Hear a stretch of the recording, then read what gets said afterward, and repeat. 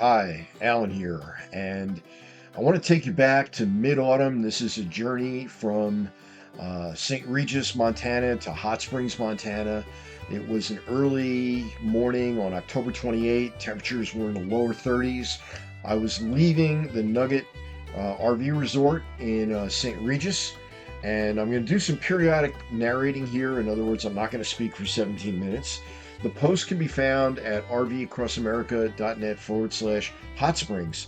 And that's where you'll get all the backstory, you'll get some links, and you'll get some additional photos and pretty cool information. I mean, as always, I try to supplement it. The video itself is accelerated 30%, not the music, not my voice, but the video is, so that this ended up being just 17 minutes. Otherwise, it would have been a longer video. But I wanted to share this with you. It was extraordinarily scenic. You're going to see probably some snow on the ridge tops. It did snow the night before, and that's back in October when we got snow. There's been very little since. There was one snowfall. I'm in North Idaho now that dumped about 5 inches in the valley and about 4 feet on the mountain. And right now, as I record this, I'm in the middle of just rain-mageddon. It is just an unbelievable amount of rain falling here in the valley and even more up on the mountain, and it's everywhere. Apparently, it's even raining in the Tetons, which is just unheard of in December, but that's another story. You can see the trees were at peak color. It was spectacular. We're approaching downtown, if you will, quote unquote downtown, St. Regis. There's a grocery store on the right. There's a bank on the right. There's a little burger place on the right as we're coming up. The burger place is actually pretty good, and it's kind of a 1950s flavor. We're passing it right now. Just beyond the Four Corners, going straight, is on the left the restaurant and gift shop, and that's about it. There's a town park just beyond there. That truck pulling in front of me, boy, I had to follow him for about 20 or 30 miles. But once we got out of town, he did start moving, and I was smart enough to leave some distance between he and I. So as you watch this video, you're not just simply getting the tail of that truck all the way through. We're going to be paralleling the Clark Fork River. We're going to be on Montana 135 as we turn north here, and it becomes increasingly rural and spectacular as we get out of town. This is the last footage from town before we shift gears.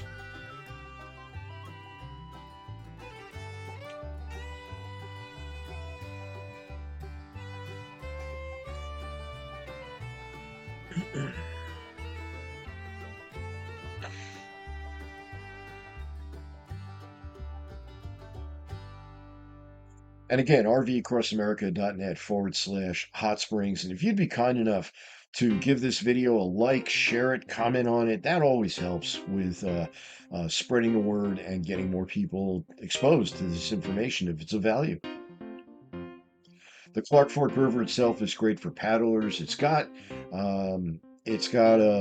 whitewater areas, so there are whitewater rapids in it. I don't know the exact location of those whitewater rapids. I know that there's camping along this road. It's National Forest Service camping. So if you get All Stays or some other National Forest Service mapping tool, you can check it out. There's, from what I understand, plenty of fishing. When I did a little research on the area, here's what I discovered.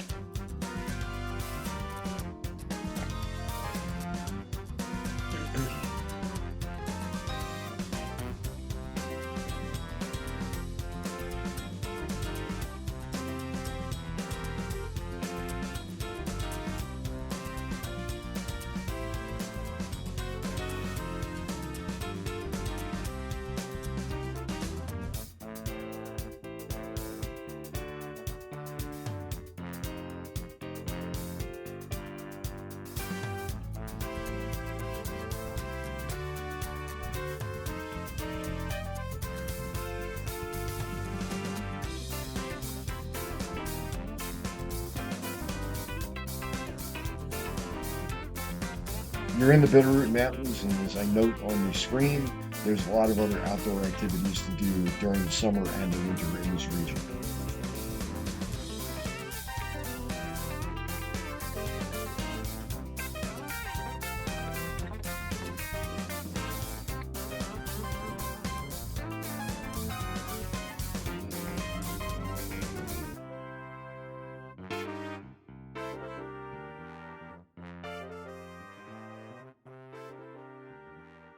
And here again on the screen, there's another reminder that there is RV camping in this valley, and National Forest Service campsite, at least one exists.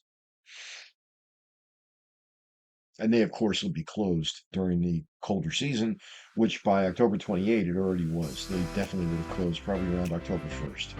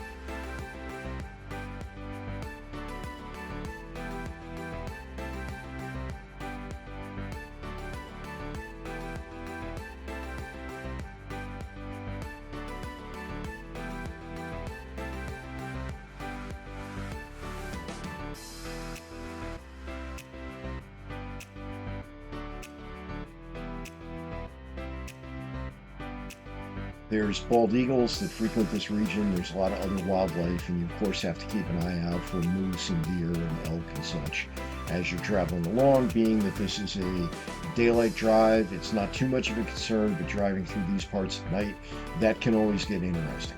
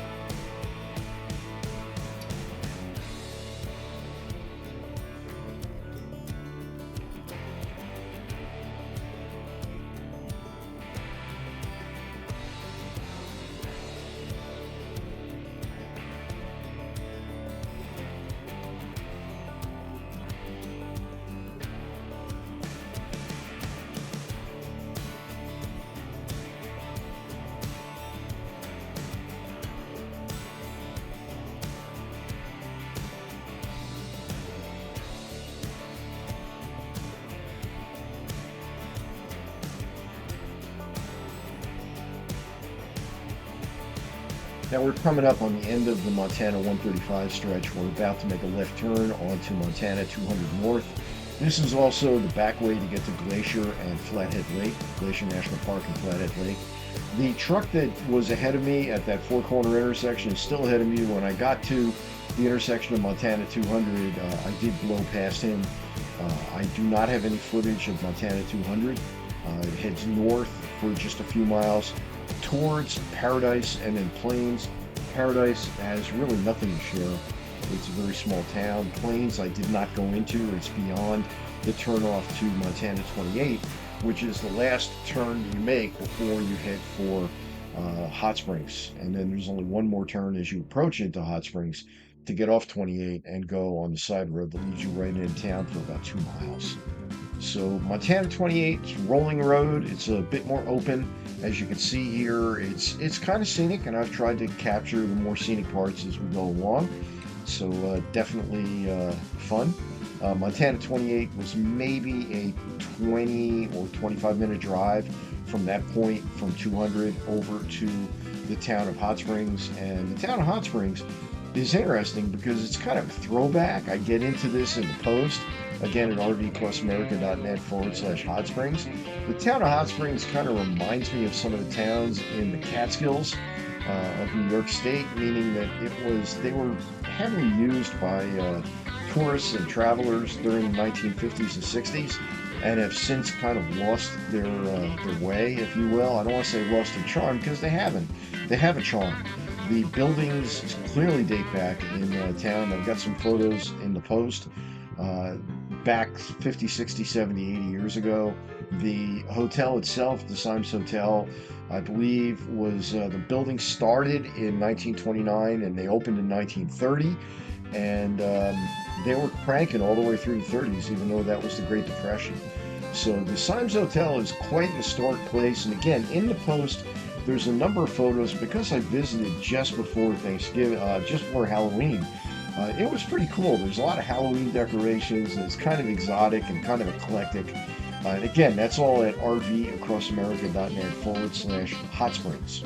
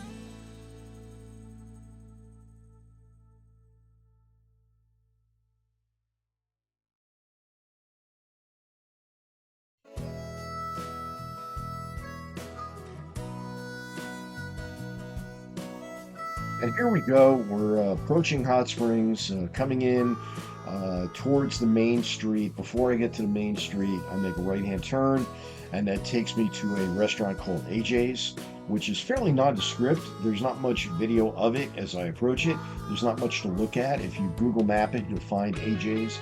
It's a good breakfast place. I definitely recommend it. It's kind of laid back and eclectic. It's got, the kind of place with each table is of a different generation. But it's definitely worth having breakfast at, and it's very reasonably priced. Only a couple of blocks from the Symes Hotel. Symes Hotel, by the way, has a coffee shop, so if you want to get a latte, you can do that. Along with their pools, and again, the photos of the pools are at the post.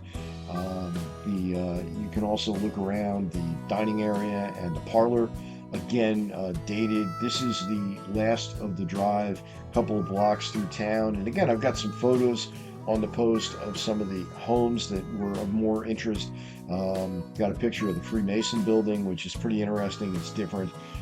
Vintage sign there of the Symes Hotel. So, definitely local charm to Hot Springs, and there is an RV park only a couple of blocks away from the Symes, and supposedly the Symes can also accommodate RVs. Again, I get into greater detail on that in the post.